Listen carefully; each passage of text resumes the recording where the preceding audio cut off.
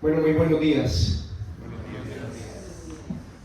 Yo siempre repito lo mismo, que es un privilegio poder estar en la iglesia, alabar al Señor, compartir su palabra.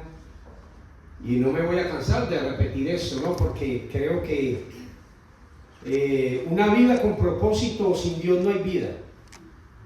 Pero con Dios hay propósito, hay vida, hay algo que está pasando.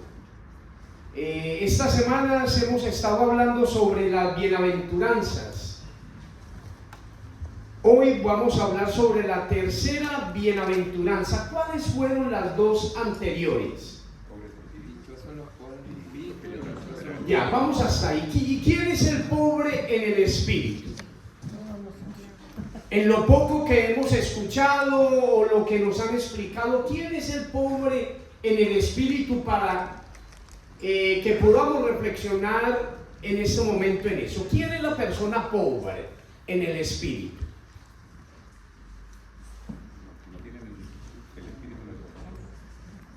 No. Somos todos los que nos equivocamos. El que tiene necesidad. ¿Cómo? El que tiene necesidad. ¿El que tiene necesidad de qué? El que tiene necesidad de Dios. ¿Qué más? ¿Cómo definiríamos nosotros a un pobre en el espíritu? Que no tiene a Dios en su corazón. Pobre al que no tiene a Dios en su corazón, no.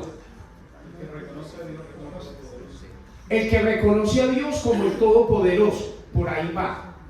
Reconoce su debilidad. ¿Sabe qué necesita? Está reconociendo su necesidad o su debilidad, por ahí va. El que tiene necesidad, que no lo puede hacer todo. El que tiene necesidad de que no lo puede hacer todo, por ahí va. La tristeza que produce Dios para el arrepentimiento.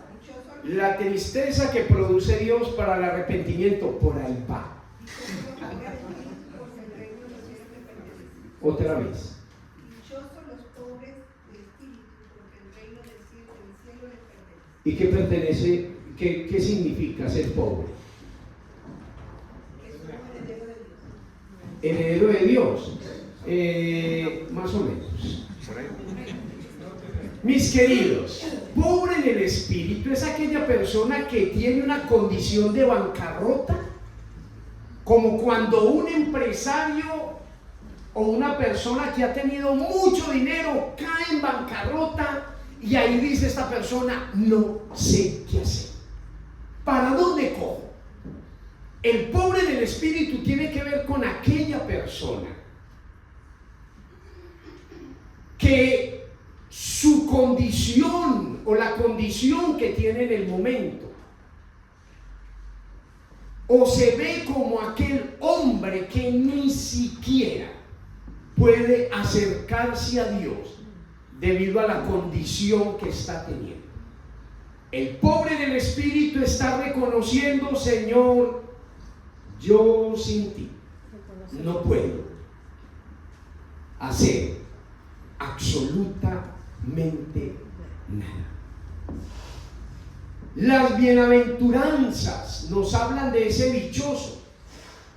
Dichoso en medio de un mundo que llora, dichoso en medio de un mundo con tanto dolor, dichoso en un mundo de tanta angustia, de tanta incertidumbre, de todo lo que está pasando con los jóvenes en los colegios, de todo lo que está pasando con la juventud. Dios nos habla de un dichoso, un feliz. Pero Eli nos hablaba el domingo pasado, es como paradójico que Dios hable del bienaventurado es aquel que llora. Pero ¿cómo? ¿Cómo es bienaventurado el que llora? ¿Cómo es bienaventurado los pobres? Es como paradoja, es una paradoja. Es algo que no lo podemos entender a partir de lo que nosotros creemos de Dios. La segunda bienaventuranza habla de los que lloran, porque ellos van a ser consolados. Aquel que llora desde lo profundo de su corazón, que va en relación a la primera bienaventuranza. Llora porque se encuentra mal, llora porque ve la necesidad que hay afuera, llora porque no entiende del por qué su situación, llora desde lo profundo de su vida, con un deseo profundo de que Dios pueda hacer algo. Hoy uno ve muchas personas felices desde su rostro, pero tristes desde su corazón. Y también eso es como paradójico. Yo recordaba una dama que pasaba acá por la avenida Alemania hace 2, 3 años, no la veo que volvió a pasar. Esta dama me sorprendía a mí porque su rostro siempre era en el suelo y como que por el vestuario que llevaba trabajaba en el hospital regional. Y siempre me preguntaba, ¿qué es lo que hay en el corazón de esta mujer? Que tiene un corazón tan triste, tan opacado, tan agobiado. Esta serie de bienaventuranzas registradas en el Sermón del Monte o el Sermón de la Montaña, cada bienaventuranza tiene la misma estructura, una definición del dichoso, su característica y las promesas. Podemos afirmar que las bienaventuranzas no son simplemente una expresión de alegría por un evento especial, sino es algo que el cristiano posee y brota desde su interior. De su interior van a correr ríos de agua viva. Por eso nosotros como cristianos no somos reconocidos porque venimos a una iglesia cristiana o porque nos vestimos de X o Y forma o porque cantamos himnos cristianos. Nuestro reconocimiento no está a partir de lo que ve la gente, sino de lo que ha hecho ya el Señor en nuestro corazón. O sea, brota de su interior ríos de agua viva. No apela al hacer. Yo soy el que hago. Yo hago muchas cosas en la iglesia. No apela tampoco al saber, conocimiento. Yo soy una persona intelectual. En la antigüedad se veía muy bien a los estudiosos, a los que se reunían con personas y disertaban sobre algún tema, pero se veían ignorantes a los que buscaban a Jesús. Los veían como de baja sociedad, los veían y los tenían en poco. Y en nuestro actual vivir hay personas que tienen la idea aún de que los que buscamos al Señor nos falta cerebro. Y lo que dicen es, te están lavando el cerebro. Y yo creo que sí. Yo creo que Dios, cuando llegamos al Señor, el Señor lava nuestros cerebros, lava nuestros pensamientos, lava nuestra vida, nos hace diferente, nos muestra una perspectiva diferente de la vida. O sea que no apela el Señor a la vida cristiana al mucho hacer, ni tampoco al saber, al cabezón que se llenó de información, ni tampoco al que tiene mucho. Apela al ser. Hay dificultoso trabajar el ser en la vida de las personas y en la vida propia. Yo como pastor llevo en esto ya como 28 años. Y yo creo que mi experiencia que he tenido trabajar con personas, y les pido que me entiendan, es un caos. ¿Por qué? Porque todos tienen un mundo y todos quieren vivir su propio mundo, pero no queremos vivir el mundo de Dios. Entonces entre todos nos encontramos y nos amalgamamos y hablamos y decimos y no nos entendemos en algunas cosas, nos entendemos en otras. Pero cuando vamos a tocar las profundidades del corazón de las personas, empezamos ¿a qué? A echar para atrás. Y decimos, yo voy hasta acá, pero no voy hasta allá contigo. Hoy hablaremos de otra bienaventuranza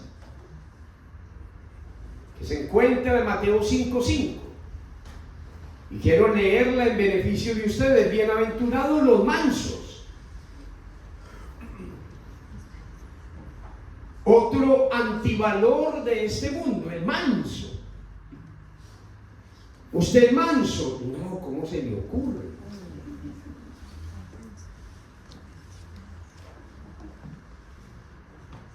Como dice el dicho, manso, pero no ¿qué? Menso. Bienaventurados los mansos, porque ellos, ¿qué va a pasar por ellos? Heredarán la tierra. Ese manso tiene que ver con el pacificador, con el que se humilla, con el que reconoce. Por eso la primera bienaventuranza necesariamente tiene que ser el pobre. Porque si yo no soy pobre, yo no soy manso. Si yo no soy pobre, yo no lloro. Hay dureza. Hay un lloro por el dolor. Se nos murió un ser querido, pues lógicamente vamos a llorar. Pero hay un lloro del alma. Lloro del alma. Y si usted nunca ha llorado en su vida, usted tiene que hacerse una pregunta. ¿Qué está pasando en mi corazón que yo no soy capaz de llorar? Porque la presencia muchas veces, no sé si ustedes han tenido esa experiencia de estar delante del Señor y en algún momento resultan llorando. Lloran y lloran y lloran y lloran, y la pregunta es, ¿qué me está pasando? Ahí viene un quebrantamiento del Espíritu Santo sobre nuestra vida. Esta bienaventuranza se refiere a aquellos que hacen hincapié en el equilibrio entre justicia, la justicia, y aquel que no se enoja ni permite que el enojo lo lleve a la ira y sea controlado por ella. Entendemos como el bienaventurado aquel cristiano que tiene su vida controlada por la voz de Dios y por esa razón actúa con sabio equilibrio, actúa con justicia, con equidad, con mansedumbre.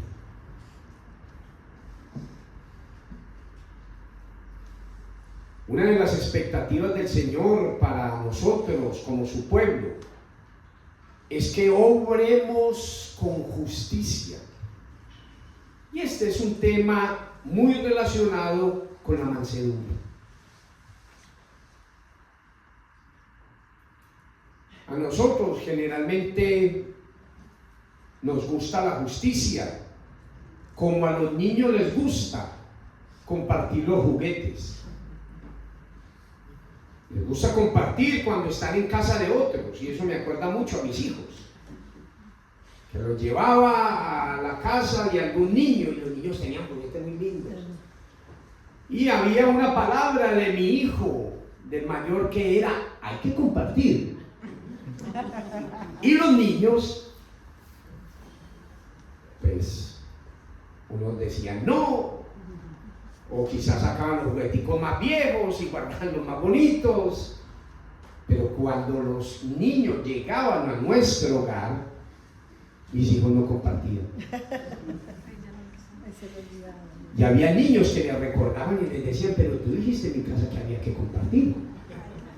Ah, no, así no. Entonces, cuando es para allá uno exige, pero cuando es para acá uno tiende como a amarrar un poco la cosa. El manso es aquel que pone la justicia por delante cuando a él le corresponde obrar con justicia, pero pone por delante la misericordia de Dios cuando tiene que recibir justicia. Dios es misericordioso, Dios es bueno. El manso no exige justicia sin misericordia. Tenemos derecho de pedir justicia, pero con misericordia. La mansedumbre trasciende lo legal y trasciende la justicia. Por ejemplo, Pablo le pide a Filemón que no se quede con lo legal, sino que perdone a Onésimo. Y no solo ha de perdonarle, sino que ha de recibirlo como un hermano, como una persona necesitada y no como un esclavo. ¿Qué tal si Dios solo se queda con lo justo y lo legal? Piense usted por un momento donde Dios se quede solamente por lo justo y lo legal. Yo hoy, y me coloco delante de ustedes, yo hoy estaría en la cárcel sin ninguna esperanza y no estaría tampoco predicando este mensaje, porque es la gracia y la misericordia del Señor. La mansedumbre no es una característica natural para nosotros, no es algo natural, no es algo que nace, no es algo que usted dice: ay, yo quiero ser manso, ay, yo quiero ser humilde, ay, yo quiero llorar por Dios. Eso no nace, eso está dentro del ser del hombre, que no es algo que se logra por lo que la persona hace, es algo que se logra solamente a partir de una buena relación con el Señor, de yo estar delante de Él, de sacar tiempo para Él. La mansedumbre no es una característica natural para nosotros. Gálatas 5 nos dice que es un fruto del Espíritu Santo y solo va a estar en nosotros cuando cedamos el control a la presencia del Señor. Cuando yo cedo el control, Señor, yo no puedo, yo ni siquiera quiero cambiar, este pecado me gusta, vivo en él, yo no puedo, mi condición es esta, mi situación es esta. Si queremos que Dios moldee y transforme nuestro corazón, tiene que ser a partir de un reconocimiento de una necesidad que yo tengo verdaderamente de Dios. Esta es una característica propia de Jesús. Y Él mismo nos dice que lo imitemos. Lleven o carguen mi yugo y aprendan de mí, que soy manso y humilde de corazón. Ahora Eli está dando un curso en la iglesia donde ha sido invitada a la iglesia para que esté. Y está hablando, hoy puntualmente se habló sobre eso, sobre las motivaciones del corazón. ¿Qué se ve en el iceberg? Un iceberg uno ve una parte del iceberg, pero por dentro hay una parte que no se está viendo. ¿Qué me motiva a mí a venir a la iglesia? ¿Soy humilde desde el corazón? ¿O desde donde yo soy humilde? ¿O simplemente puede ser una apariencia vestida de piedad? Por eso Jesús lo dice muy claramente: carguen o lleven mi yugo sobre vosotros y aprendan de mí, que soy manso y humilde de corazón. No podemos ser humildes, no podemos ser mansos sin estar enyugados con Jesús. ¿Por qué? Porque es en la presencia del Señor que nosotros vamos a tener esa fuerza para poder imitarle a Él como aquel ejemplo a seguir. El ejemplo del yugo implica la relación entre sujeción y mansedumbre. Entre más sujetos a Dios o a Jesús, más mansos vamos a ser. Entre más lejos estemos de Él, menos humildes, menos mansos, menos contritos de espíritu vamos a estar. El término manso y apacible que menciona Jesús también es utilizado para referirse a dos animales domésticos: el caballo y el ¿qué? Y el buey.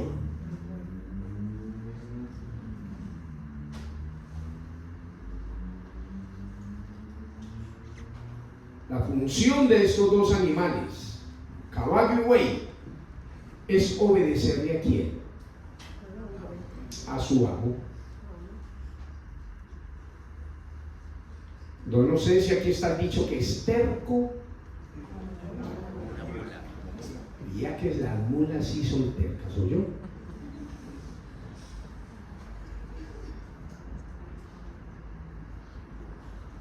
¿Por qué el Señor no nos compara con la mula y con el buey?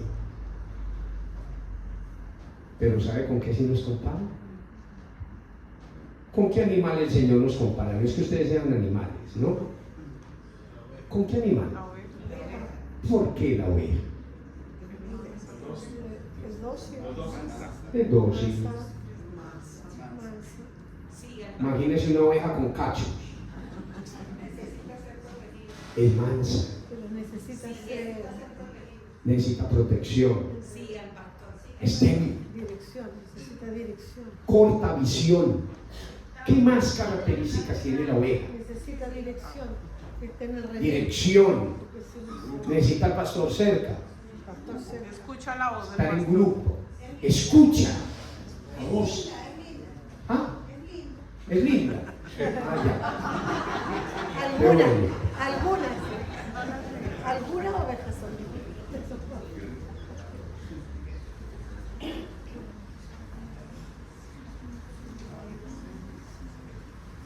Si este concepto lo llevamos para aplicarlo a nuestra vida, podemos decir que es el cristiano sujeto a la voluntad de Dios.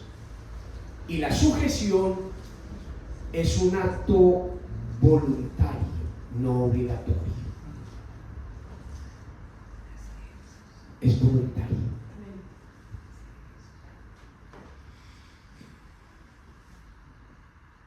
Yo no oro por obligación, por ejemplo. Yo no vengo a la iglesia y no debería de venir a la iglesia por obligación. Yo no debería leer la Biblia por obligación. Yo no ayudo a la gente por obligación. Yo no me siento con alguien a escucharlo y escucharlo hora tras hora y a escuchar a muchos de ustedes hora tras hora por obligación. Todo esto es a partir de un obrar del Espíritu Santo en nuestra vida. Porque si esto es una obligación, ya no lo estoy haciendo para el Señor. Y Dios quiere que todo acto que yo haga no sea un acto de obligatoriedad, sino un acto de voluntad. ¿A cuántos aquí le colocaron una pistola para que vinieran a la iglesia?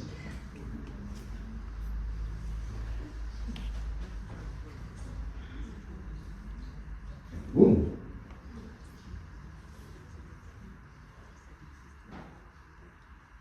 ¿A cuántos de ustedes le colocaron una pistola para comer? Hay algunos que están diciendo a mí, ¿no? Eso nos encanta comer. Hay muchos cristianos que confunden la sujeción a Dios como carga impuesta. Esto está siendo impuesto.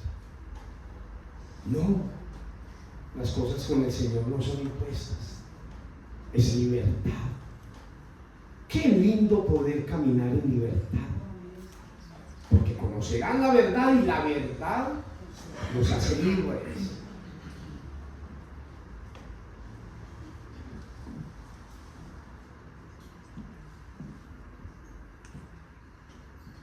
Como la no libertad, pero el Señor nos invita a que le busquemos, no nos obliga a que hagamos cosas por Él. El Salmo 32:9, quiero leerlo en beneficio de ustedes: no sean como el caballo o como el mulo que no tienen entendimiento, cuyos arreos incluyen brida y freno para sujetarlos, porque si no, no se acercan a ti. ¿Ustedes creen que hay cristianos que le huyen a Dios? ¿Sí?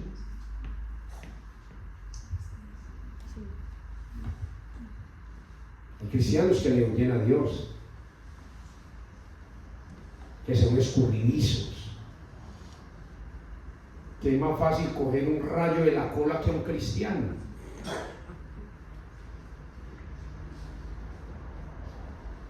Se escurren y se van.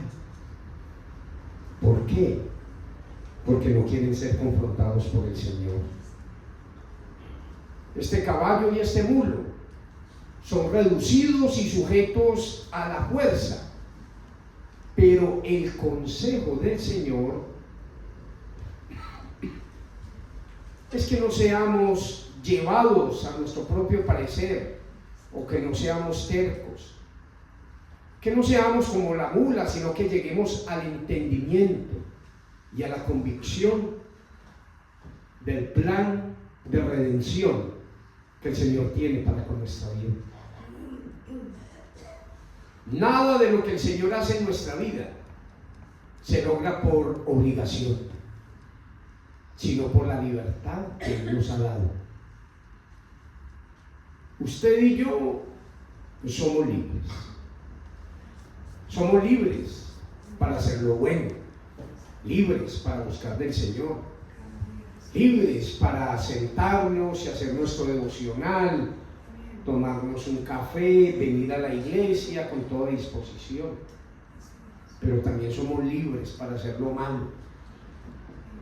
Somos libres para robar, somos libres para engañar, somos libres para mentir.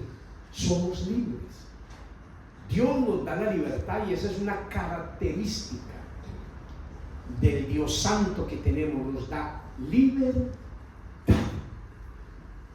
Y muchas veces nosotros convertimos esa libertad en esclavitud y mantenemos esclavos de nuestra propia condición, del odio, del resentimiento, de la amargura.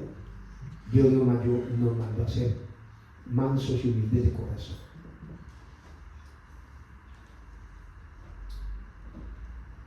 A dar un pasito más.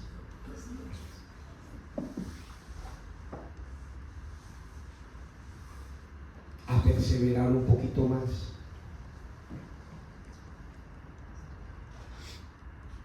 Si estamos haciendo algo por la obligación de cumplir, no lo estamos haciendo para Dios, sino para los hombres.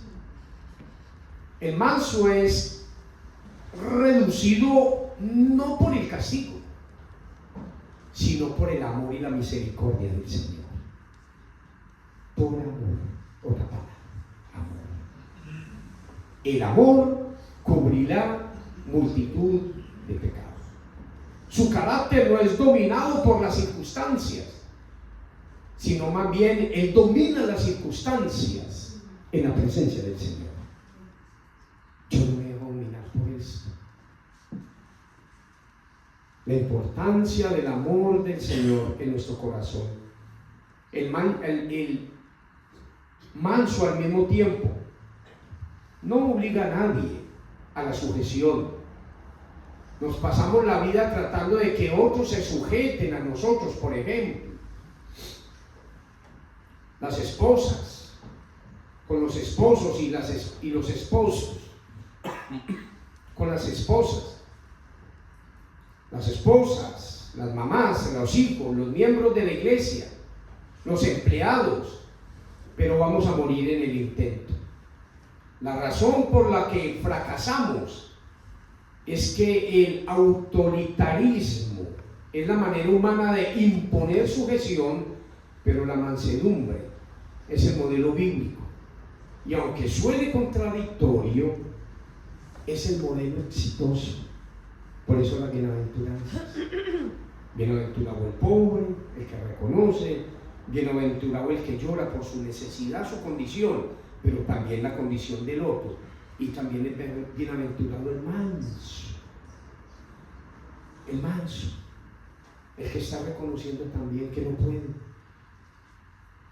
Un esposo manso y amoroso produce una esposa en el deseo de sujetarse. Un padre manso y amoroso que corrige en amor produce un deseo de obediencia a sus hijos. Así con todas nuestras relaciones. El manso entiende que no tiene autoridad fuera de Dios y que es lo que es por la gracia y la misericordia del Señor. No podemos ser mansos sin haber sido pobres y haber llorado en el Espíritu. Otra vez, no podemos ser mansos, humildes, como cuando uno peca contra alguien, como cuando uno ha cometido un error contra alguien. Es muy difícil a veces que un cristiano decida perdonar. Y ahí uno se pregunta, ¿qué está pasando en la vida de esta persona? ¿Será que no conoce a Dios? De nuevo repito esto, no podemos ser mansos sin haber sido pobres y haber llorado en el Espíritu.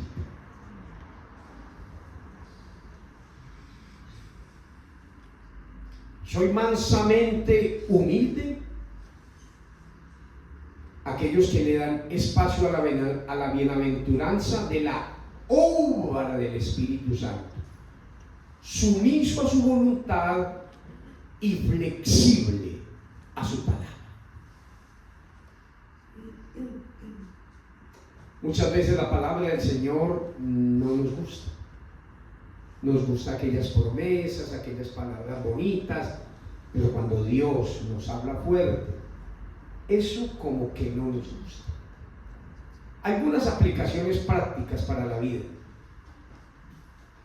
¿Estás dispuesto a ser doblegado y a no doblegar a otros?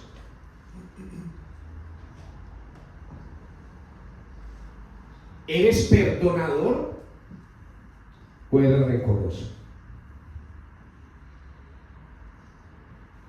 ¿Perdonas de corazón o es una simple emoción?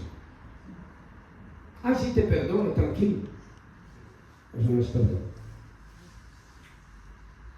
El perdón tiene la capacidad de diálogo.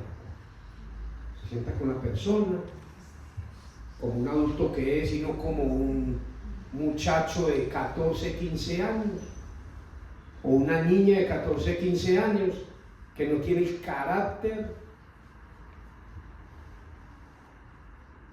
ni el valor de sentarse con una persona. Yo he pecado contra ti, yo hice este mal, mi querido hermano. Dice la palabra que ascuas de fuego amontonarás sobre tu cabeza.